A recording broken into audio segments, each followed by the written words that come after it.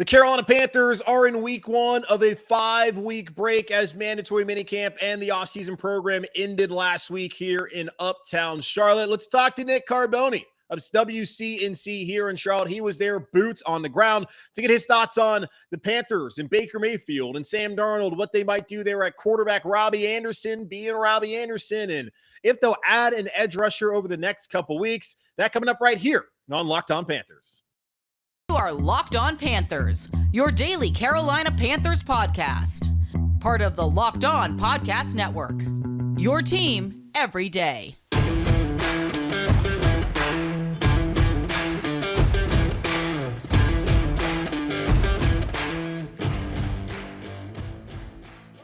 Welcome into another edition of the Locked On Panthers podcast, a part of the Locked On Podcast Network. I'm your host, as always, Julian Council, talking Carolina Panthers with you every Monday, Wednesday, and Friday as we're back into off-season mode. Last week was great, had mandatory minicamp, plenty of content to talk about, but now we're in a 5-week period where there's not too much going on here in the NFL and with your Carolina Panthers, but that's okay.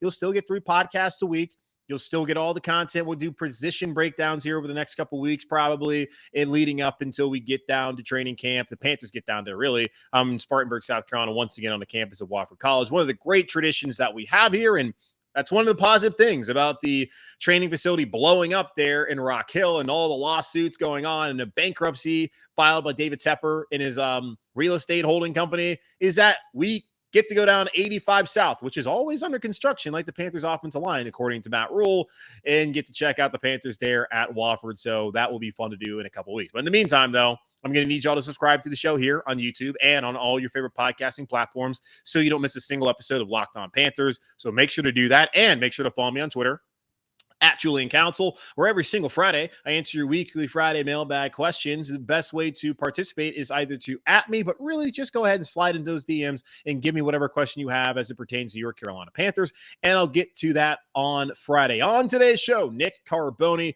He is the sports director over at WCNC here in Charlotte, the NBC affiliate. I go on with him every Sunday after Sunday Night Football, talk about the Carolina Panthers, and we also do a lot of other things throughout the rest of the year, like with the draft and free agency and all that. So gonna do it different this way. Instead, I'm gonna be the one asking the questions. As Nick has been on the show, so we're gonna talk to him as he was there last week at mandatory minicamp here in Charlotte, checking out what was going on with the team. Gonna get his thoughts on Matt Corral, on Matt Rhule, on Sam Darnold, Baker Mayfield. Will he be a Carolina Panther? We'll get his thoughts also on Robbie Anderson, what's been going on with him, and on the Carlos Dunlap situation if the Carolina Panthers need to, in fact, add a veteran presence there opposite of Brian Burns as a edge rusher. So all that coming up right here after this message from our friends over at BlueNile.com. At BlueNile.com, you can celebrate all of life's special moments, from creating a custom engagement ring of her dreams to gifting a classic and timeless jewelry piece, all at prices you won't find at a traditional jeweler. Whether you're ready to pop the question or you're celebrating a milestone moment, find jewelry as unique as her with the modern convenience of online shopping at BlueNile.com. Build the engagement ring of her dreams or celebrate life's special moments with fine jewelry, no matter what you're looking for. Blue Nile has jewelry experts on hand 24/7. Make your moment sparkle with jewelry from BlueNile.com, and Locked On Sports listeners get $50 off purchases of $500 or more. This podcast exclusive includes engagement rings. Use code Locked On. That's code Locked On. Plus, every order is insured, ships free, and arrives in discreet packaging that won't give away what's inside. Shop stress-free and find your forever piece. Go to BlueNile.com today. All right, back here on Locked On Panthers, as promised, Nick Carboni, the sports director over at WCNC, Charlotte, the NBC affiliate here. And just to let y'all know, we were already having a conversation. I completely forgot to. Conversation. It was a decent. It was a good conversation. I'm not sure I can ever conversate at that level ever again. It's lost to the world. No, it is. Okay, let's just get into it. We're going to talk mandatory minicamp, which just wrapped up in a very hot week. We went over how hot it was, and that's something that people y'all didn't miss much. Doesn't matter at all. We hadn't even really gotten to the meat and potatoes of the conversation. But to get into it, Robbie Anderson made the headlines last week by tweeting out that he was contemplating retiring. Then on Thursday evening, he was talking about people need to stop being so negative and yada, yada, yada. But Robbie Anderson was barely a participant during mandatory minicamp after missing the voluntary OTAs, which Matt Rhule recognizes are voluntary, and he's not upset about that. we were talking about it before we even got on here about a lot of the guys, the veterans not being out there during mandatory minicamp. And those weren't guys that we're concerned about. But someone I feel like we might be concerned about is Robbie Anderson. And he seems to be pretty far behind the eight ball as far as the new offense here with Ben McAdoo, the new OC. Like, how are you feeling about the situation here in Carolina with Robbie Anderson after especially a horrendous year for him last season? Yeah, not only learning the new offense under Ben McAdoo, but what was the problem last season? Besides, the offensive line and then the quarterback wasn't good. The timing wasn't there. Yeah. This is when you build the timing between a quarterback who's struggled, a receiver who's struggled in a new offense. And for Robbie Anderson, okay, you miss voluntary workouts. We see that you're, because you're showing us that you're training on your own. And then to come in with, hip soreness, I mean, come on. It just doesn't bode well, I don't think. And to have all these questions that he put upon himself to come up in that news conference, and credit to him again, he stood there and at least attempted to answer them.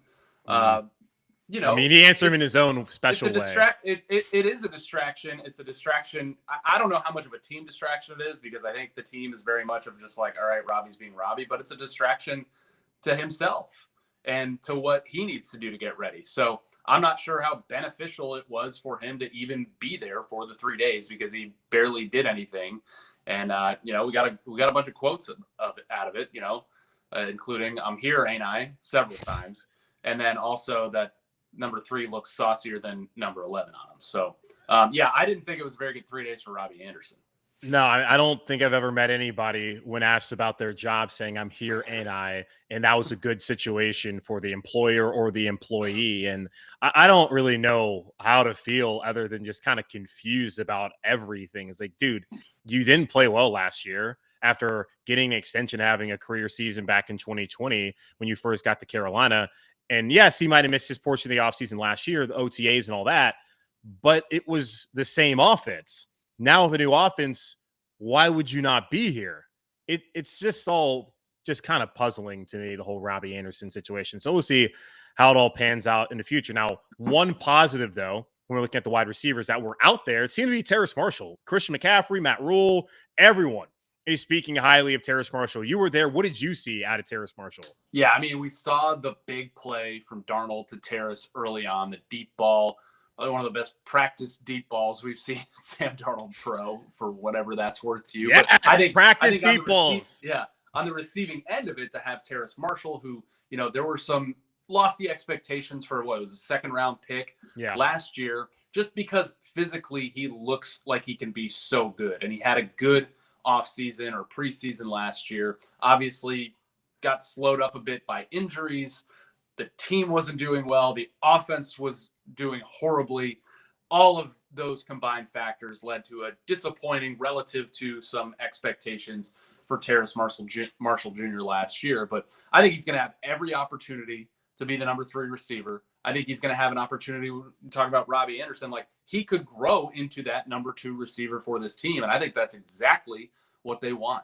So you look at him in, a June setting with the shorts, not a lot of bump and run off the line, obviously not full contact up front, looked really, really good. So he's going to be somebody that we're definitely going to be keyed in on training camp. And, this team's had a lot of there's always the fun wide receiver stories in training camp, CJ Saunders, Kyle Wright, guys like that. But Terrace Marshall is a legit story heading into training camp, because if he does well enough, I think he could have a really big role on this offense. And I think he's going to have to. You bring up usually we waste our time and energy on these dudes who aren't even going to make the roster. Like Matt Rhule's out there pumping up CJ Saunders once again. I just don't see where his avenue, as long as is he going to replace Brandon Zylstra?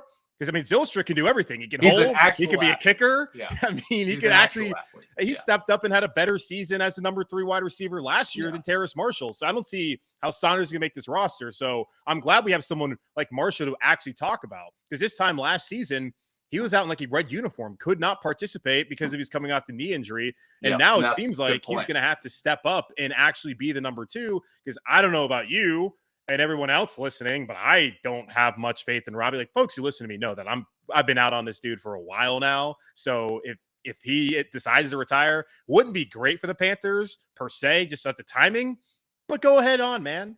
But he also would lose like $17 million. I don't think it would be great. I think the front office, the coaching staff, they would love nothing more than to see Terrace Marshall Jr., who they selected, grow into that number 2 role behind DJ Moore. Yeah, I mean, that's why they brought him in here. And so hopefully he can get to that position. So let's get into the quarterbacks. And I saw you tweeted out on Thursday, final day of mandatory minicamp, that your observations that it's very clear that Sam Darnold is the best quarterback on this roster, which I'm sure was met with a lot of dismay. There's certainly plenty of adjectives to describe. I should have tweeted also the date, like June 16th dispatch from Carolina Minicamp. Like, could Matt Corral be better than Sam Darnold a year from now? Hell yeah. I think everybody hopes that he can. And I think that he absolutely has the tools and talent to be. But he's clearly, by his own admission, not there now. He's learning the playbook piece by piece. So it is Sam Darnold right now, but the team also clearly thinks it needs an upgrade because they continue to conversate with Cleveland.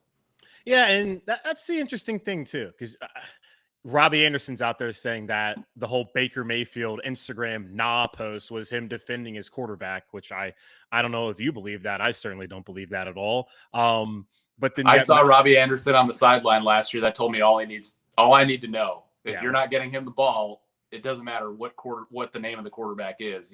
He might not be defending him. Just look at how he acted around Cam Newton and how he acted around Sam Darnold. And it's very clear how he feels about Sam Darnold. Now, a year ago, he was talking about the glow that Darnold had. I don't think that glow is there anymore, especially when it comes to their relationship. So we'll see how things pan out. But Matt Rhule's talked about how, they still believe in Sam and that they would evaluate things after mandatory minicamp. But we see the report from Jonathan Jones from CBS Sports, formerly here working for the Charlotte Observer, used to cover the Carolina Panthers. And it just seems like it's never going to stop. But I just wonder now, like, mandatory minicamp's over. Joe Person of The Athletic, he talked about how they had a soft deadline. Now, that doesn't mean it's not a hard deadline, but it's a soft deadline. Where the hell that means, that they were going to mandatory minicamp. I never really felt like, well, if it's Tuesday and you had the report coming out, they're not going to get Baker in here in time to be a part of this roster during this portion of the offseason. Like, now there's 5 weeks until training camp. Do you think that they're going to make any sort of change or, I guess, move, especially after seeing Corral and Darnold the last 3 days and really the weeks before as well?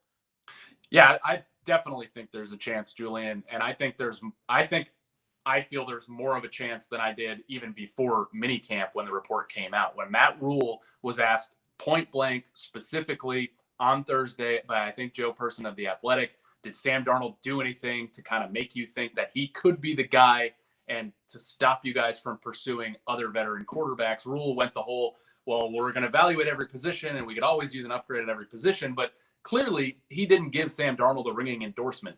He said, yeah, he's gotten better, but he didn't say there was anything that stood out to him so much that Sam Darnold's going to be the quarterback for the Panthers on September 11th. He said he'd be their quarterback if they had a game on Thursday, which was June 16th, which, as we know, the NFL schedule does not begin yet. So I think there's absolutely a chance that they go get Baker Mayfield. I think that each side is definitely playing a waiting game to see where they can get the numbers to. The Panthers obviously want to pay as little of Baker Mayfield's $18.8 million option as they can because they're already paying one to Sam Darnold, which, I don't think anybody's forgotten that. And the Browns, although Baker's clearly not going to play for them ever again, I think that's quite clear despite what happens to Deshaun Watson. They don't have to be in too much of a hurry either. They can wait to see if another quarterback gets injured somewhere else, and that opens the door and lines of communication with somebody else. But I think there's very much a chance. I think the Carolina Panthers are doing everything they can, and they probably have a line that they don't want to cross. The balance of, like, do we want to pay this much of the salary, or will we just rock with Sam Darnold? I think they have a line in the sand, and they're trying to get Cleveland to go below. All right, I just feel like for me at this point, like I was saying weeks ago, if you're going to bring in somebody, whether it Foles when he was available or it was going to be Baker or Jimmy Garoppolo, and even though Garoppolo with the shoulder injury wouldn't have been able to at least be on the field to get physical reps, he could get mental reps and all that. I just thought they should have done it already. At this point, I'm just kind of looking at it as you got Darnold here.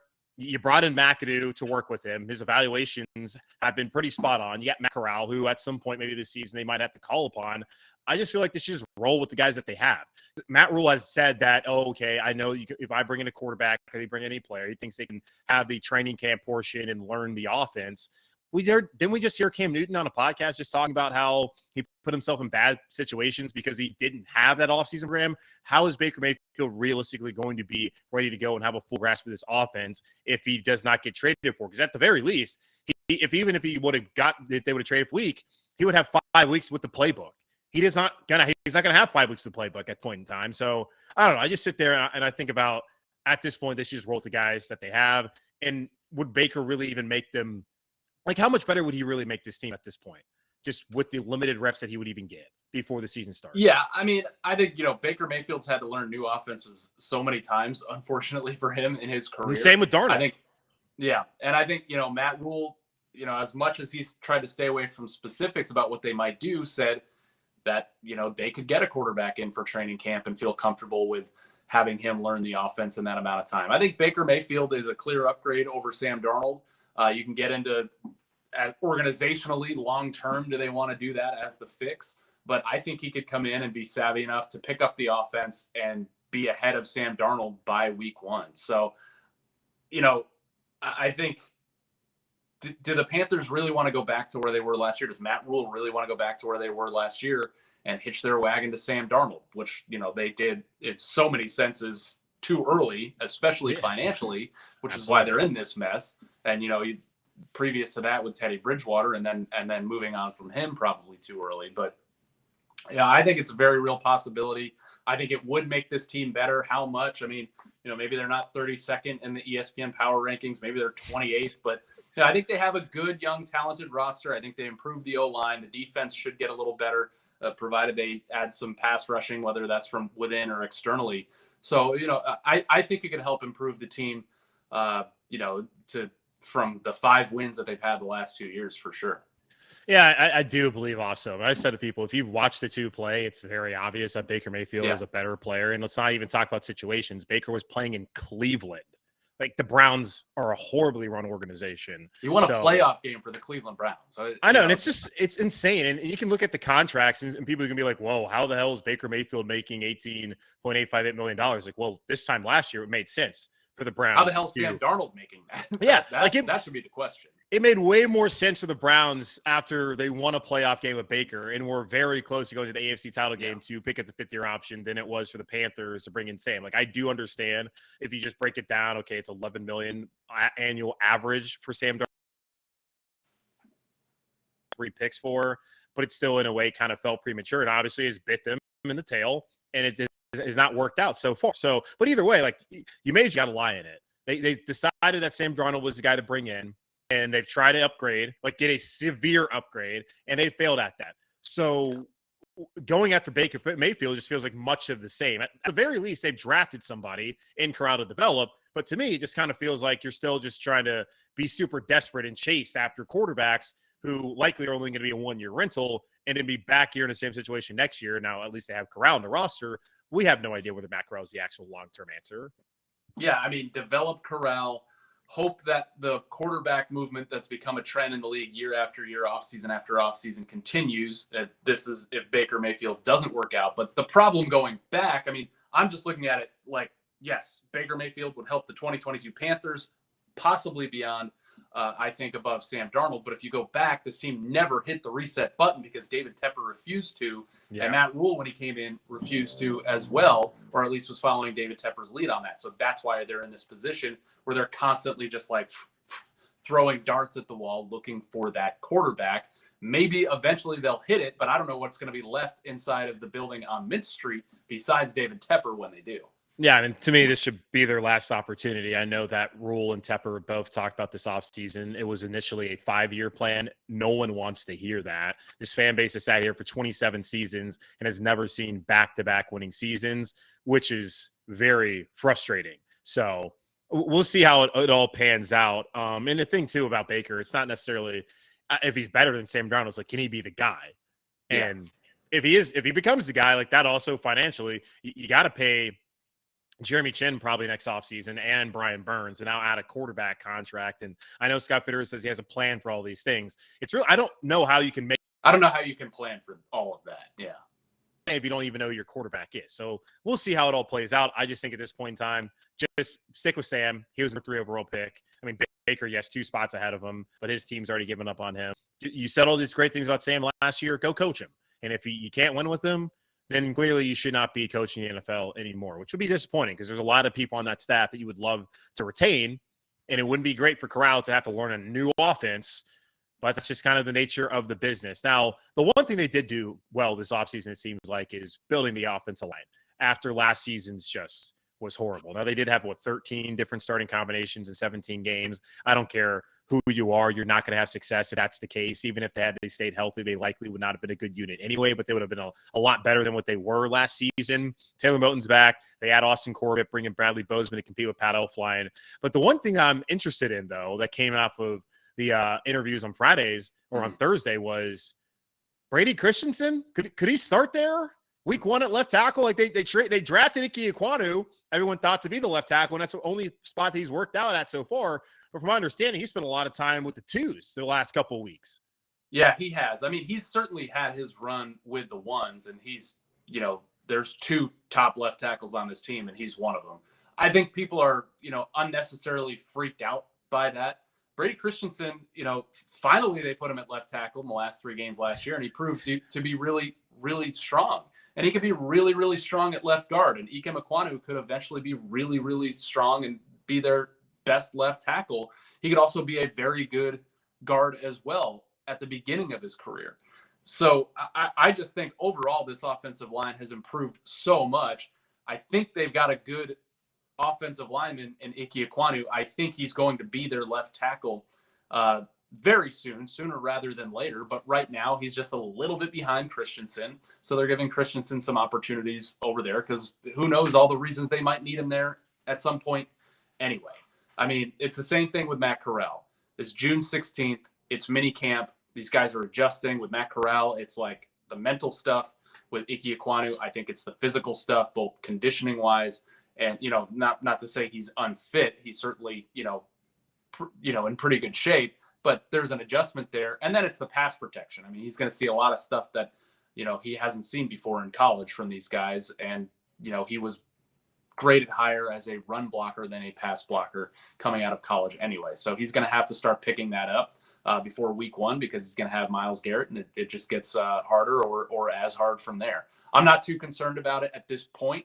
The further the weeks go on into the season, if he's not out there at left tackle, I think that's where you start to worry a little bit. But if the offensive line is holding up, I mean, they've certainly fixed a major problem from last year, and I think it's much better on paper than it was at this point last year. I mean, absolutely. I also think in the interim, like, it's a process, right? We keep hearing that from Matt Rhule, the process, the brand, and all that jazz. That hasn't really worked out. It's amounted to 10 wins in 33 games so far after 2 years. But we'll see how things play out this upcoming season. But is it really that bad if you think about it? Week 1, okay, Brady Christensen at left tackle, then Elflein maybe at left guard, Elflein or Bozeman, center guard, whichever one, and you got Corbett and Moton. Like, that still seems like a pretty good offensive line to roll out there with. Again, against Myles Garrett. Like, do you really want your rookie left tackle, his first game, to be against a guy who's an all-pro, like one of the highest paid defensive ends in football? Like, sure, Icky might do well. I'm going to say that Myles Garrett's probably going to win today there.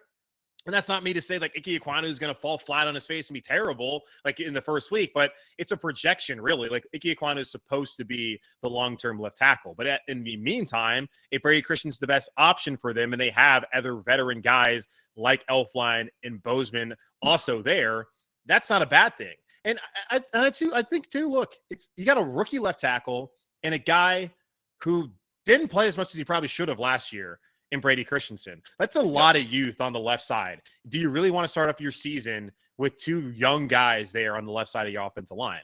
I don't know if that's what they're planning on doing. But we still have plenty of time to kind of figure it out there. So I don't know. We'll see how it plays out. Now, one thing also, thinking about this team, as now I'm going blank on what I was going to ask you, just because we spend so much time. And it was something you had said earlier. What did you say that I wanted to talk about? Pass rush. Yeah. That. Okay. Mm-hmm. Got my mind back. Carlos Dunlap, he was in here this past week for a visit, a physical. Julian Anderson reported that things went well. He's back down in Florida trying to figure out whether it's going to work out for him because it's also the team has to want him. He has to want the situation that they're asking for. From what you saw, what you could even make out of with shorts and T-shirts, does it look like guys like Frankie Louvu, who talked to the media, and Marquise Haynes might be able to do it by committee, say if Dunlap ends up not signing here in Carolina, as far as replacing Hassan Reddick? You throw in whatever else Phil Snow can kind of come up with. I mean, you've got Jeremy Chin, you've got a bevy of good defensive backs on a deep room there that you can send in. But, you want to bring the pressure from up front as much as you can. And we've seen flashes of Yetur Gross-Matos before. He's pretty versatile. He's pretty talented when healthy. He needs to pick up the production, though.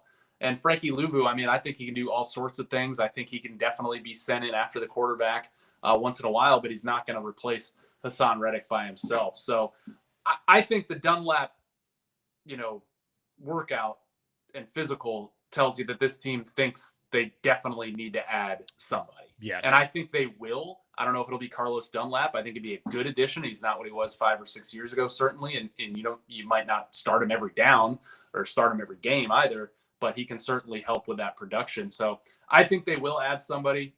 Scott Fitter comes from the mold under John Schneider in Seattle, where they will wait till training camp to add a piece like that if they have to, and see kind of how things shake out now that we're post June 1st, now that we're post minicamp, as we lead into training camp. I think you will definitely see another name, probably somebody probably like that Carlos Dunlap mold, somebody you've heard of before and been like, oh, that guy, he's been productive in the past and he can help. So I think they definitely need to add somebody. It is really what I'm trying to say. I mean, those guys are good in spots. I think Gross-Matos has the most upside of any of them when it comes to pure pass rusher. Haynes has been a good speed rusher. Louvu has been flying around all over the place. Like I said, he can be sent flying in at the quarterback once in a while, and they have other guys that can do it.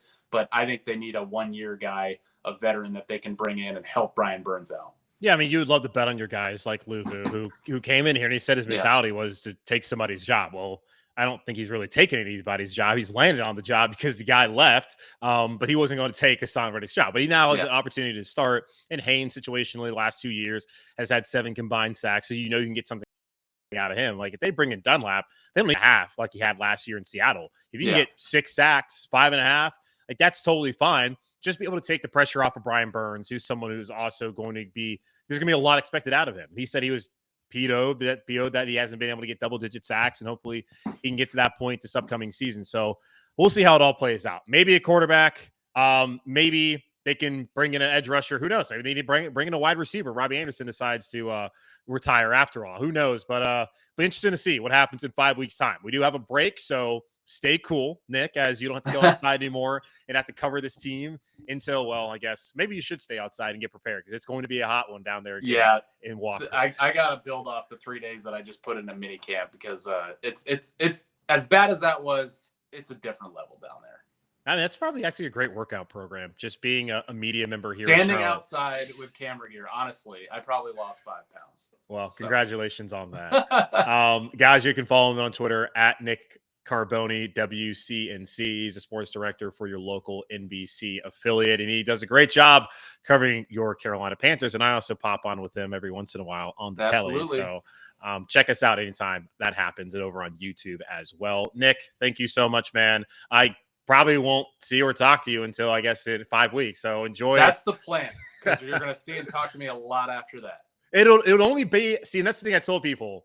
If I'm talking to you or if I'm coming up here having something to talk about, typically, because it's going to be the doldrums of the NFL calendar year, and they've done a really good job. There's only, I mean, I guess the next 4 weeks, because then you have July 15th is the deadline for teams that have franchise tag players. But really, they've done a really good job of only having 3-4 weeks out of the year where there's nothing going on. So it helps me out for someone who has to do basically a daily podcast of an NFL team. But if we do speak, likely Baker Mayfield was traded for, Robbie retired, or someone got arrested. So let's hope it's not the latter. We've got a few of those pending too. So true. Gosh. Well, hey, I need content, but no one, please, guys, not like that. No one get in trouble. That's not what we really want.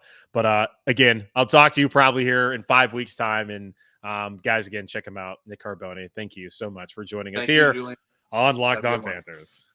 We'll be right back. BetOnline.net is your number one source for all your betting stats and sports info. Find all the latest sports developments, news, and odds, including this year's Stanley Cup final between the Colorado Avalanche and the Tampa Bay Lightning, trying to get their third Stanley Cup in a row. Major League Baseball, and of course, all the latest fighting news from MMA and UFC to boxing. BetOnline is your continued source for all your sports wagering information, including live betting, esports, and more. Head to the website today or use your mobile device to learn more about the trends and action. Bet online, where the game starts.